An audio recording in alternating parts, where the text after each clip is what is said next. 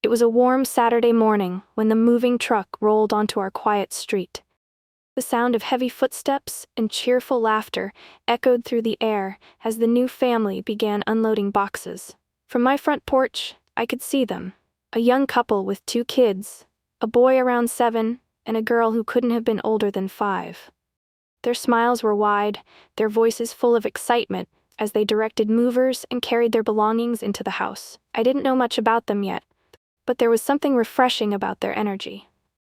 Our neighborhood had always been peaceful, but sometimes it felt a little monotonous. Seeing this family brought a sense of liveliness that I didn't realize we were missing. The father was tall, with a warm, confident presence, while the mother had a graceful way about her that made everything she did seem effortless. Their kids darted around the yard, chasing each other and giggling, their joy contagious. I noticed their car parked in the driveway, its license plate from out of state. New beginnings, I thought to myself. They looked like they had come here to build something. A life, a home, maybe even dreams they hadn't spoken aloud yet. As I sipped my coffee, I couldn't help but feel curious. Who were they? Where had they come from? What had brought them to our quiet little corner of the world? I wasn't the kind of person to make quick judgments, so I decided to let time answer those questions. For now, all I saw was a family, full of hope and happiness, settling into what I hoped would be a warm and welcoming community. Little did I know, not everyone on the block shared my perspective. Mr. Grayson was the kind of man everyone knew but few truly liked. He'd lived on our street for decades, claiming it as his neighborhood, as though he personally built every house and planted every tree. He had a habit of sitting on his porch with a cup of black coffee in one hand and a scowl permanently etched on his face. If anything or anyone disrupted his version of normal, he made it known. The day the new family moved in, I noticed him almost immediately. From his perch on the porch, he leaned forward in his chair, his eyes narrowing as he watched them unload their things. He didn't smile or wave like most neighbors would. Instead, he folded his arms, letting out a loud, exaggerated huff, as though the mere sight of them offended him. "They're not from around here," I heard him mutter to no one in particular. His voice was gruff, tinged with the kind of disdain that made my stomach twist. By the next day, he was more vocal. As the father was arranging furniture in the driveway and the kids were riding their bikes on the sidewalk, Mr. Grayson's muttering turned into pointed remarks. "Hope they know this isn't that kind of neighborhood," he said loud enough for anyone nearby to hear. He didn't bother hiding his glances at their skin color or the way he wrinkled his nose as though they were an eyesore. I cringed, hoping the family hadn't heard him. The mother, graceful as ever, walked past his porch with her head held high, ignoring him completely. But I could see the tension in her shoulders, the way she held her children a little closer when they passed by. Mr. Grayson didn't stop there. Every chance he got, he glared at them as if they were trespassers, not homeowners. He'd sit on his porch, sipping his coffee, shaking his head, and muttering under his breath about outsiders ruining the neighborhood. It made me angry, but it also made me ashamed. Our street wasn't perfect, but it wasn't hateful either, or at least I had believed it wasn't. Watching him act this way toward a family who had done nothing but move in and live their lives left me with a heavy pit in my stomach. I wondered how far he'd take it, and if anyone would have the courage to stop him. It happened just a few days after the family had settled in. I was tending to my flower beds when I noticed Mr. Grayson march across his lawn toward the new family's house. His shoulders were squared, his coffee mug in hand as usual, though it looked more like a weapon than a beverage the way he clutched it.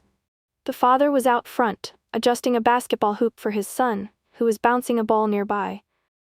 The little girl was drawing on the driveway with chalk, her colorful flowers and hearts brightening up the concrete. It was such a simple, peaceful scene, but Mr. Grayson didn't seem to think so. "Excuse me," he barked, stopping just short of their driveway. The father looked up, wiping his hands on his jeans, and offered a polite smile. "Good morning," he said. Mr. Grayson didn't return the greeting. Instead, he gestured broadly at the yard. "I hope you folks understand how we do things around here," he started, his tone sharp and condescending. This is a nice neighborhood, and we like to keep it that way. No loud music, no clutter in the yard, no disturbances." The father's smile faded, but he remained calm. "We're aware," he said evenly. "We're just here to enjoy our home like everyone else." Mr. Grayson squinted at him, clearly unsatisfied with the response. "I've seen neighborhoods go downhill before," he said, his words heavy with implication. "Starts with people not following the rules, you know? I'd hate to see that happen here." The little boy had stopped bouncing his basketball, clutching it to his chest as he glanced nervously at his dad. The little girl stood frozen, a piece of chalk still in her hand. The father noticed their unease and placed a reassuring hand on his son's shoulder. "I assure you, we're very respectful of rules and of our neighbors," the father said, his voice steady but firm. "We're looking forward to being part of the community." Mr. Grayson snorted, looking him up and down as if searching for a reason to argue. "Well, we'll see about that," he muttered before turning on his heel and stomping back to his house. I stood frozen in place, gripping my gardening tools as I watched the scene unfold. The father knelt down to his children, saying something softly that I couldn't hear. The boy nodded, and the girl gave him a small smile, but the tension in the air lingered. I felt a wave of guilt wash over me. I had seen what Mr. Grayson had done, the veiled insults, the way he tried to make them feel unwelcome. And yet, I hadn't said a word. I told myself it wasn't my place, but deep down, I knew that silence was its own kind of choice. In the days that followed, Mr. Grayson's behavior only grew worse. It seemed as though he had made it his personal mission to make life difficult for the new family. His actions weren't loud or overtly aggressive, but they carried a cruel, persistent undercurrent that couldn't be ignored. The first issue he raised was their lawn. Although it was freshly mowed, with flower beds neatly arranged and even a few potted plants placed near the porch, Mr. Grayson found a reason to complain. "Looks messy," he muttered loudly enough for anyone nearby to hear. He called the homeowners association, claiming the yard was neglected, even though anyone could see it was one of the tidiest on the block. When the lawn didn't garner the reaction he wanted, he moved on to other petty complaints. He called the HOA again, this time accusing them of leaving their trash cans out too long, an accusation that was blatantly false. I'd seen the father roll them back into the garage just minutes after the garbage truck passed. On another occasion, Mr. Grayson claimed their car was parked improperly, despite it sitting neatly in the driveway like everyone else's. Then came the notes. One morning, I saw the father standing at their mailbox, holding a crumpled piece of paper in his hand. His jaw was tight, and his eyes were clouded with frustration. The note was written in large, blocky letters. "People like you don't belong here. Go back to where you came from." It was the kind of message designed to wound, to make someone feel like a stranger in their own home. The father folded the note and slipped it into his pocket, refusing to give Mr. Grayson the satisfaction of a reaction. But I could tell it hit him hard. Despite all of this, the family chose to remain polite and kept to themselves. They greeted neighbors with kind smiles, even when those smiles weren't always returned. The father worked tirelessly in the yard. The mother walked the kids to the bus stop every morning, and their lives continued as normally as they could manage. But the tension was undeniable. The father's shoulders were always slightly hunched, his eyes darting toward Mr. Grayson's house as if expecting the next jab. The mother walked briskly, her smile strained and her grip on her children's hands firm. Even the kids, who had been so carefree on their first day, seemed more subdued now, their laughter rare and their steps hesitant. It was heartbreaking to watch. They were doing everything right, being kind, respectful, and neighborly, yet they were met with hostility and prejudice. The resilience they showed in the face of it all was remarkable, but the strain it caused was impossible to miss. Something had to change, but at that moment I wasn't sure how or if it ever would. I couldn't keep standing by and doing nothing. Every time I saw Mr. Grayson's antics, his glares, his notes, his endless complaints, I felt a growing knot of guilt in my chest. It wasn't enough to simply disapprove of his behavior in silence. This family deserved better, and if no one else was going to step up, I decided I would. One afternoon, I baked a batch of cookies, chocolate chip, nothing fancy but the kind that felt warm and welcoming. As I wrapped them in a plate with foil, I took a deep breath, rehearsing what I'd say. "Hi, I'm your neighbor. Just wanted to stop by and say welcome." Simple enough, I thought. I walked across the street, the plate of cookies in my hands, and rang their doorbell. For a moment I felt nervous. What if they didn't want company? What if they thought I was just another nosy neighbor? But when the door opened, the father greeted me with a warm, slightly surprised smile. "Hi," I began, a little awkwardly. "I'm your neighbor from across the street. I just wanted to officially welcome you to the neighborhood." I held up the cookies as a peace offering. His smile widened, and he opened the door further. "That's so kind of you." "Thank you," he said, motioning for me to come inside. The mother joined us a moment later, her hands wiping flour from her apron. She'd been baking herself, it seemed. The kids peeked around the corner, curious but shy. I introduced myself and handed over the cookies, which the little girl quickly grabbed with a giggle before disappearing into the kitchen. We sat down in their cozy living room, and for the first time, I got to know them. Their names were James and Mia, and they had moved here from a city a few states away. "We wanted a quieter place," James explained, his voice steady but thoughtful. "A place where the kids could grow up safe, with a good community around them." Mia nodded, her gaze soft but firm. "We knew it might be hard at first," she admitted. "We've been through this before, being the new family, standing out, but we hoped it would be different here." My heart ached at her words. The strength it must have taken for them to make this move, knowing the challenges they might face, was humbling. "It's a wonderful neighborhood," I said, meaning it, "and most of us are happy to have you here." Mia smiled faintly, her eyes glancing toward the window where Mr. Grayson's house loomed in the background. "Thank you," she said softly. We talked for a little while longer, about their work, the kids, and how they were settling in. By the time I left, I felt a deep respect for them and a renewed determination to do what I could to make them feel welcome. As I walked back to my house, I glanced at Mr. Grayson's porch. He wasn't there, but I knew his presence lingered in their minds. Still, I hoped that my small gesture had made a difference. Sometimes, it only takes one person to start turning things around. It was a quiet afternoon when the sleek black SUV pulled into the new family's driveway. The car caught my attention immediately, polished to a mirror shine, with tinted windows that reflected the winter sun. It wasn't the kind of vehicle we usually saw on our modest suburban street.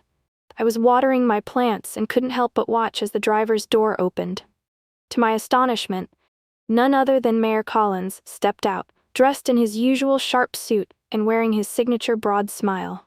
I froze, my watering can dripping onto the sidewalk, as he strode confidently toward the house. The front door opened, and James and Mia came out to greet him. James extended a hand, and the mayor shook it warmly, before pulling him into a friendly hug. Mia smiled as she introduced the kids, who were grinning ear to ear. The mayor crouched down to their level, chatting with them like an old family friend. I wasn't the only one who noticed.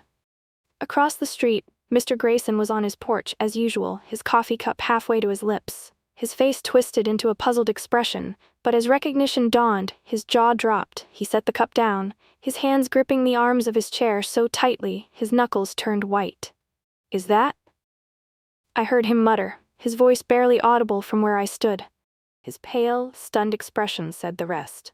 The mayor stayed for a while, laughing and chatting with James and Mia, as though they'd known each other for years.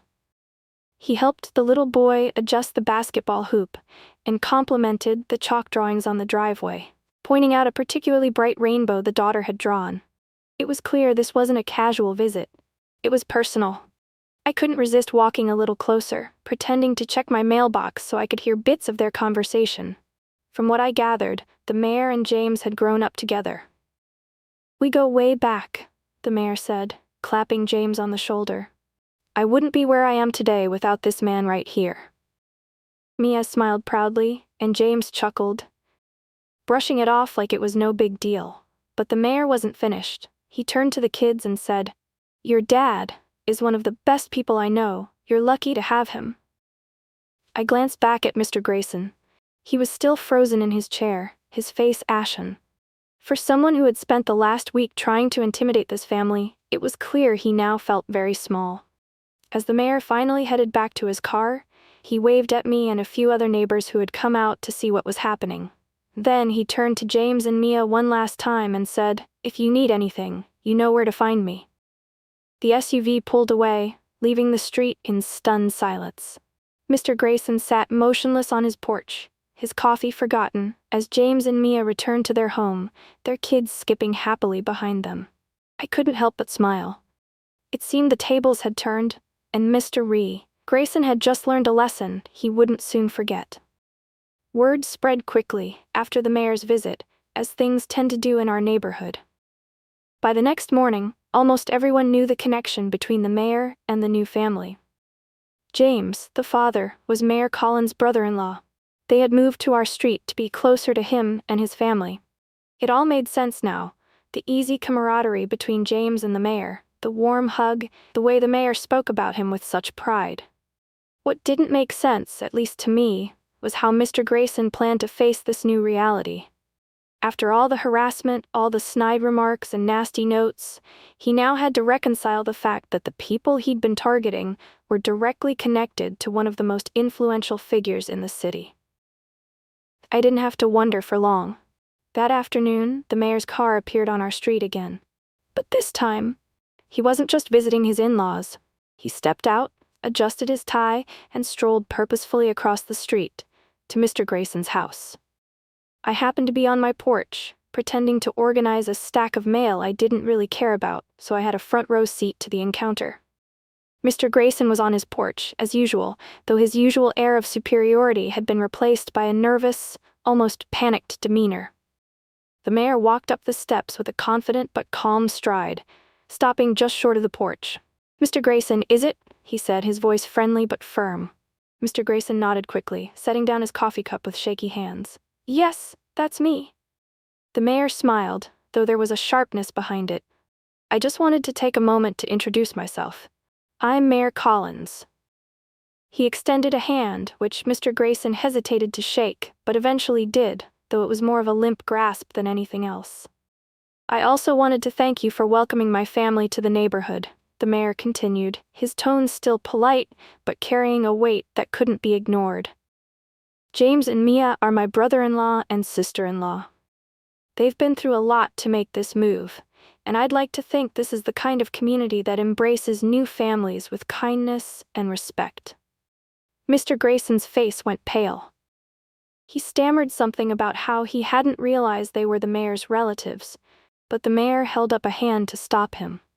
"You shouldn't need to know someone's connections to treat decently," he said, his voice calm but unwavering. "Everyone deserves to feel welcome in their own neighborhood." There was nothing hostile in the mayor's tone, but the message was crystal clear. Mr. Grayson nodded silently, his usual bravado completely deflated. The mayor lingered for just a moment longer, then gave a polite nod and walked back down the steps, heading across the street to rejoin James and Mia. I stood there, still holding my mail, feeling a mix of satisfaction and relief. As the mayor disappeared into the house, I glanced back at Mr. Grayson. He was still on his porch, staring down at his coffee cup as if it held all the answers he couldn't find. For the first time since the new family moved in, I saw him look uncertain, even humbled. It was a small moment, but it felt like a turning point. Maybe, just maybe, things would start to change. The news of Mr. Grayson's behavior, and the revelation about the new family's connection to the mayor, spread through the neighborhood like wildfire. It didn't take long for everyone to hear about the tense encounter between Mr. Grayson and Mayor Collins, and suddenly, the atmosphere around our quiet suburban street began to shift. For the first time since the new family had moved in, there was a noticeable change in the way people interacted. Neighbors who had kept their distance or offered only polite but brief greetings now made an effort to reach out. Some of them knocked on James and Mia's door to personally apologize for not standing up sooner. Mrs. Lang, the HOA president, was one of the first. She arrived at their house with a basket of homemade muffins, her cheeks flushed with embarrassment. "I should have said something sooner," she admitted, her voice regretful. "I didn't realize what was going on, but now I see how wrong I was to stay quiet." The Thompsons, a couple who lived 2 doors down, also came over. Mr. Thompson, A retired teacher shook James's hand firmly. "I've been here for 25 years, and I should have known better," he said with a sigh. "I can't believe someone like that is living on this street." Even Mrs. Jenkins, who lived across the street from Mr. Grayson, and had always kept to herself, walked over with her dog, her face full of concern. "I've been watching all this unfold from my window," she said quietly, "and I've been too afraid to get involved. I'm sorry I didn't say anything. You deserve better than what's been happening." Each apology felt like a small but important step in the right direction. While none of the neighbors could erase the harm that had already been done, they were clearly trying to make amends, to show that not everyone shared Mr. Grayson's narrow-minded views. Mia and James were gracious, of course, accepting the apologies with the same calm dignity they had shown from the beginning. They explained that they didn't hold any grudges against anyone for not stepping up sooner, but that they appreciated the kind words. The kids were back to their playful selves, their laughter once again echoing down the street as they ran past neighbors' houses, unafraid to show the joy they'd been hiding. The change wasn't immediate, but it was palpable. People started inviting the family to block parties, offering to help with yard work, or simply stopping to chat for a few minutes when they saw them outside. The sense of community, once fractured by fear and apathy, was beginning to rebuild itself. It wasn't just the new family that felt the shift. I noticed that even Mr. Grayson seemed to retreat more into his house, no longer the center of attention he once had been. The neighbors who had once avoided confrontation now made a point to greet him with polite nods, but there was a noticeable distance between them. The weight of the community's collective disappointment in his actions was impossible to ignore. As the days passed, the subtle signs of community healing were everywhere. More smiles, more invitations, more genuine connections. And through it all, James, Mia, and their children continued to live their lives with grace, showing us all what it meant to rise above hatred and ignorance. The neighborhood, once divided, was coming together. It wasn't perfect, but it was a start.